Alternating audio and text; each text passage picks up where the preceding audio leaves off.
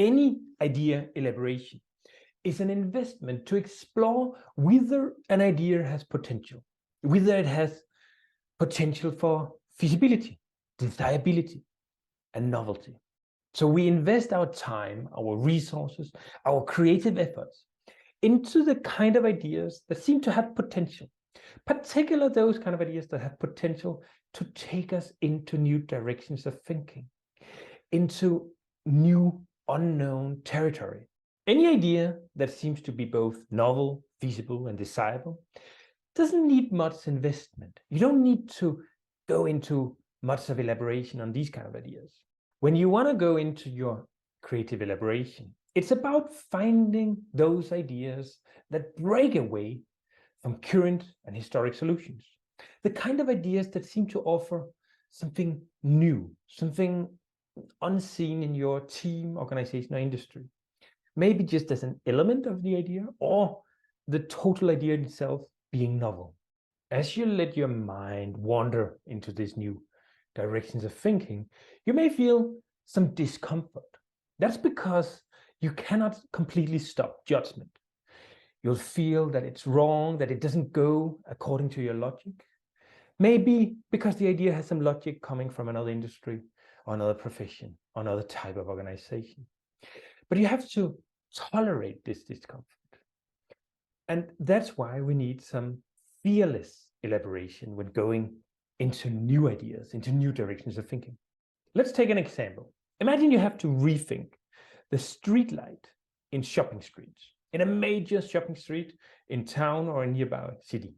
And imagine that the kind of ideas we're going for are those breakthrough solutions, the kind of ideas that will rethink the entire industry of street lighting for shopping streets, the kind of ideas that could attract tourists from all around the world to come just to see this new type of streetlight. Recently, you may have seen a documentary or experienced in real life how some animals can produce light. They glow. They have a particular protein that makes this mechanism go. A little bit like we can produce heat when we do sports on a general everyday basis.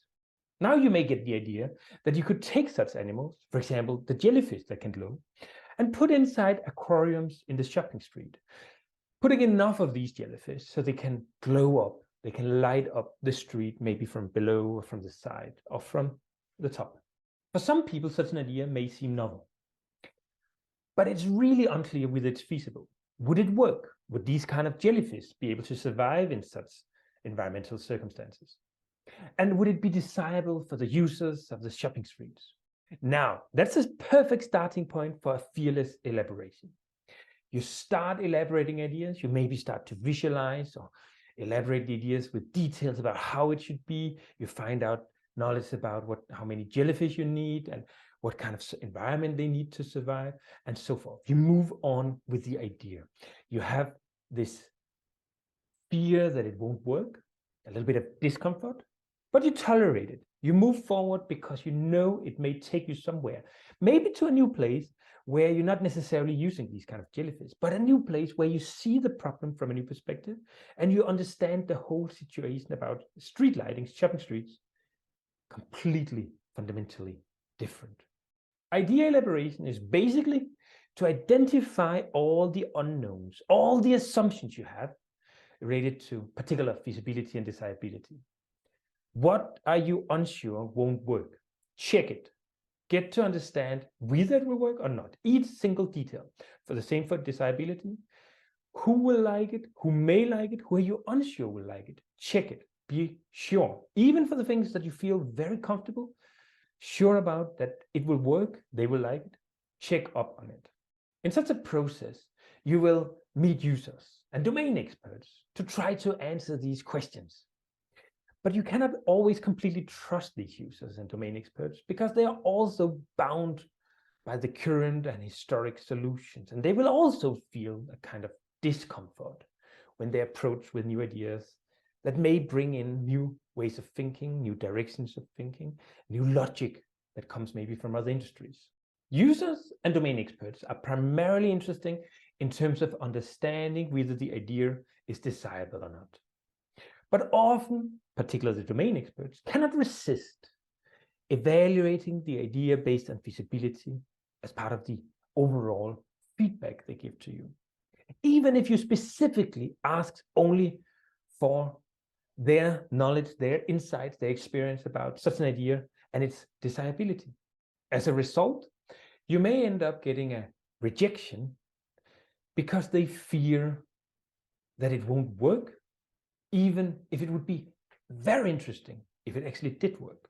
In order to get around this problem, it's worth considering idea elaboration in terms of 2 steps.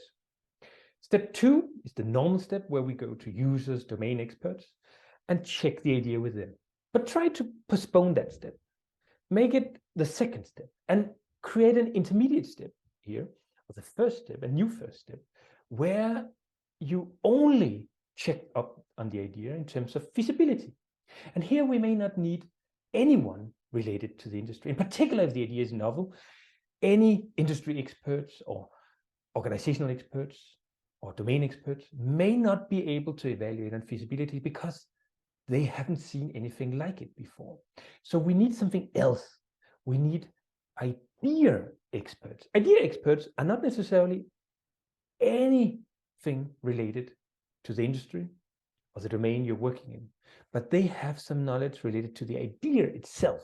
So for the idea about streetlights for shopping streets, standard domain experts may include architects and constructors. But we postpone any kind of involvement with them, and we try to look for idea experts related to this kind of idea. Idea experts may be people working with the kind of animals that can produce light. Maybe people in biology who go underwater and make notes and discover how their living habitats are, how they produce this kind of light, or people who take these kind of animals into the laboratory and test how much light can they produce under certain circumstances.